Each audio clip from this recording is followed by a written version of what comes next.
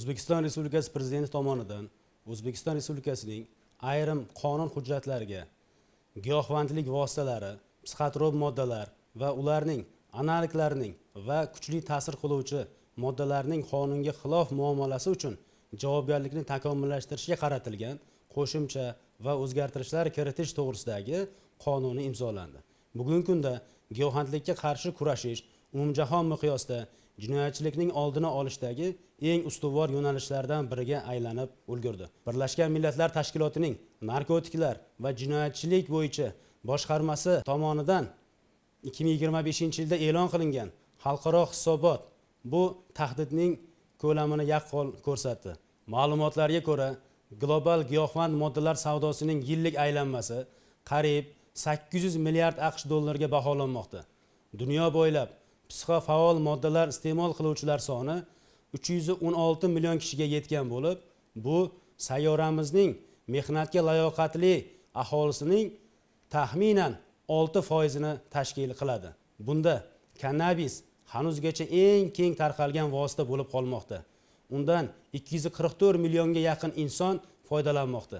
Global miqyosdagi bunday murakkab vaziyat tabiiyki hech bir davlatni chetlab o'tmaydi. Shu bois yurtimizda ham jamiyatimiz salomatligi va milliy genofondimizni turli yot illatlardan himoya qilish, qolaversa jahondagi narko vaziyat o'zgarishlarga mos ravishda giyohvandlikka qarshi kurashish tizimini bosqichma-bosqich takomillashtirib borish ehtiyoji yuzaga kelmoqda. Davlatimiz rahbari joriy yilning 19-20 aprel kunlari Samarqand shahrida bo'lib o'tgan jamoat salomatligi va xavfsizligini ta'minlash maqsadida transmilliy narko tahdidlarga qarshi kurashish mavzusidagi xalqaro forum ishtirokchilariga yo'llagan murojaatida ta'kidlaganidek, bugun narkotiklar savdosi transchegaraviy va virtual xarakterga ega bo'lib borayotgani xavf-xatarlarni yanada kuchaytirmoqda. Ayniqsa, jinoiy guruhlarning shifrlangan aloqa vositalari, kontaktsiz muloqot va murakkab moliyaviy vositalardan foydalanayotgani narkotiklarga qarshi kurashishda bizdan zamonaviy yechim va yondashuvlarni talab qilmoqda. Aynan ushbu zamonaviy chaqiriqlarga munosib javob qaytarish va prezidentimiz ta'kidlagandek yangicha yondashuvlarni amaliyotga joriy etish maqsadida so'nggi yillarda mamlakatimizda giyohvandlik vositalari, psixotrop va kuchli ta'sir qiluvchi moddalarning noqonuniy aylanmasiga barham berish borasida salmoqli hamda tizimli ishlar yo'lga qo'yildi. Bugungi kunda O'zbekistonda narko jinoyatlar va giyohvandlikka qarshi kurash oddiy vazifa doirasidan chiqib, keng qamrovli umummilliy harakat darajasiga ko'tarildi. Hamda bu borada barcha zarur kuch va vositalar to'laqonli safarbar etilmoqda. Xususan, so'nggi davrda mazkur yo'nalishdagi profilaktika mexanizmlarini takomillashtirish va davlat idoralari o'rtasidagi hamkorlikni mustahkamlash maqsadida 20 dan ortiq normativ huquqiy hujjatlar hayotga tatbiq etildi. Ayniqsa, 2024-yilda giyohvandlikka qarshi kurashishga oid milliy strategiyaning qabul qilinishi mazkur yo'nalishdagi eng muhim va strategik qadamlardandir. Amalga oshirayotgan mazkur tizimli chora-tadbirlar o'z navbatida salmoqli natijalarni bermoqda. Jumladan, oxirgi yillarda narkotiklarning noqonuniy aylanmasi bilan bog'liq jinoyatlarni fosh etish va aniqlash ko'rsatkichi 2,5 barobarga oshdi. Biroq shiddat bilan rivojlanayotgan bugungi axborot asri har qanday sohada bo'lgani kabi mazkur yo'nalishda ham yangi chaqiriqlarni keltirib chiqarmoqda. Jahon amaliyotida kuzatilayotganidek, an'anaviy vositalar o'rnini yanada xavfliroq bo'lgan sintetik narkotiklar egallashi, ularning aksariyat hollarda internet tarmog'i orqali yashirin kontaktsiz yo'llarda sotilishi xavotirli holatdir. Qolaversa, mahalliy sharoitda ba'zi xufiyona laboratoriyalarni tashkil etishga bo'lgan urinishlarning uchrab turgani sohadagi huquqiy va tashkiliy mexanizmlarni bugungi realliklarga moslashtirishni, shuningdek, zamonaviy va ta'sirchan profilaktik yondashuvlarni ishlab chiqishni talab etmoqda.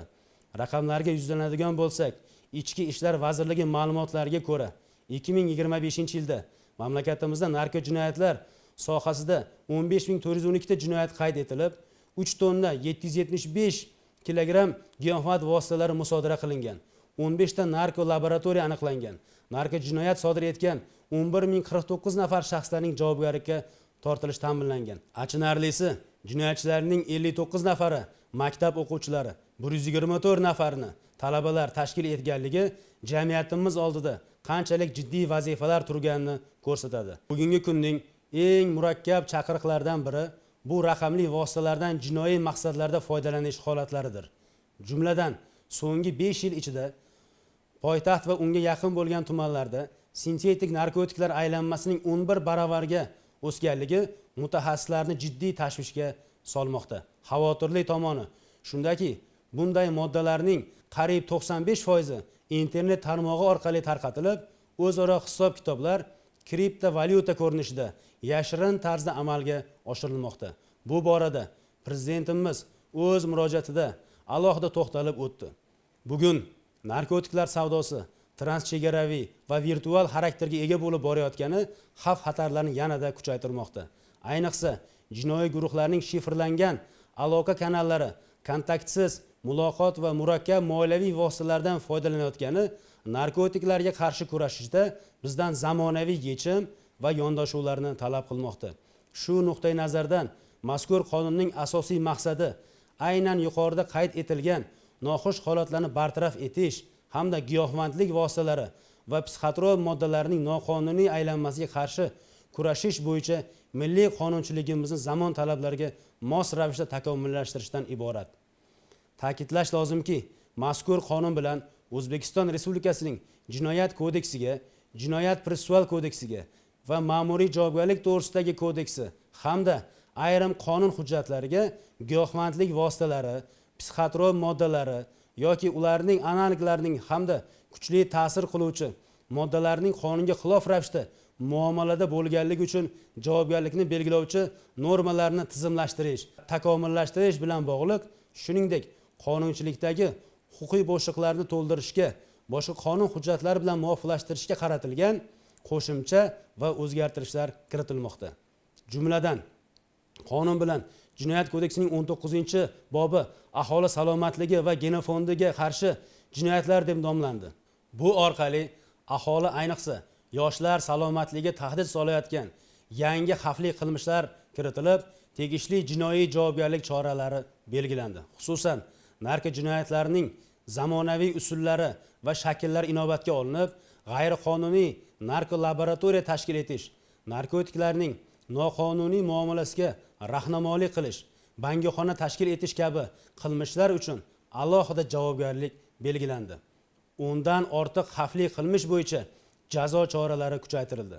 Shu bilan birga Ma'muriy javobgarlik to'g'risidagi kodeksning bir qator moddalariga qo'shimcha va o'zgartirishlar kiritilib, giyohvandlik, psixotrop moddalarni yoki ularning analoglarini g'ayriqonuniy ravishda tayyorlash, olish, saqlash, tashish yoki jo'natish uchun javobgarlik kuchaytirildi. Jamoat joylarida giyohvandlik vositalarini, psixotrop moddalarni yoki ularning analoglarini yoxud kuchli ta'sir qiluvchi moddalarni iste'mol qilish uchun ma'muriy javobgarlik belgilandi. Bugungi kunda ilg'or xalqaro va xorijiy tajribada qattiq jinoiy sanksiyalarning, shu jumladan umrbod qamoq jazosini belgilash ko'zda tutilgan.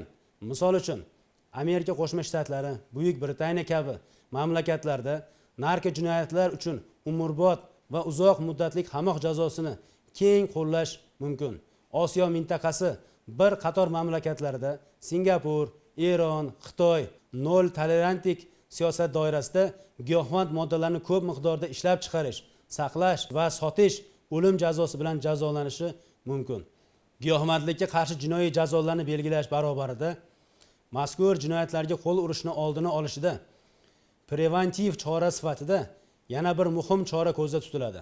Endilikda giyohvandlik vositalarini, psixotrop moddalarni yoki ularning analoglarini qonunga xilof muomalasi, narko laboratoriya tashkil etish bilan bog'liq jinoyatlar, ushbu jinoyatlarga homiylik qilganlar bilan bog'liq har qanday jinoyatni sodir etgan shaxslar jazoni o'tashdan muddatidan ilgari shartli ozod qilinishi taqiqlanadi.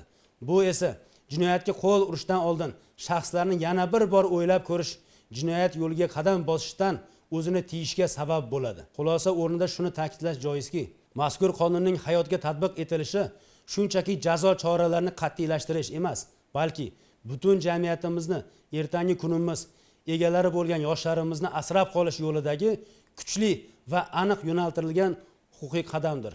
Uning amaliyotga joriy etilishi eng avvalo mamlakatimizda narko jinoyatlarga nisbatan qat'iy va murosasiz muhitni o'ziga xos nol tolerantikni shakllantiradi. Jinoyatchilar uchun jazoni muddatdan oldin yengillashtirish imkoniyatining bekor qilinishi va sanksiyalarning og'irlashtirilishi jazo muqarrarligi prinsipini amalda namoyon etadi. Bu esa oson va harom boylik orttirishni ko'zlab, jinoyat ko'chasiga kirmoqchi bo'lganlarni o'z niyatdan qaytaruvchi kuchli psixologik va huquqiy to'siq vazifasini o'taydi. Qolaversa, zamonaviy tahdidlar sintetik narkotiklarning internet makoni va kriptovalyutalar orqali yashirin tarqatilishiga hamda xufiyona laboratoriyalar tashkil etilishiga qarshi keskin huquqiy mexanizmlarning ishlab chiqilgani sohadagi jinoiy tarmoqlarning ildiziga berilgan zarba bo'ladi.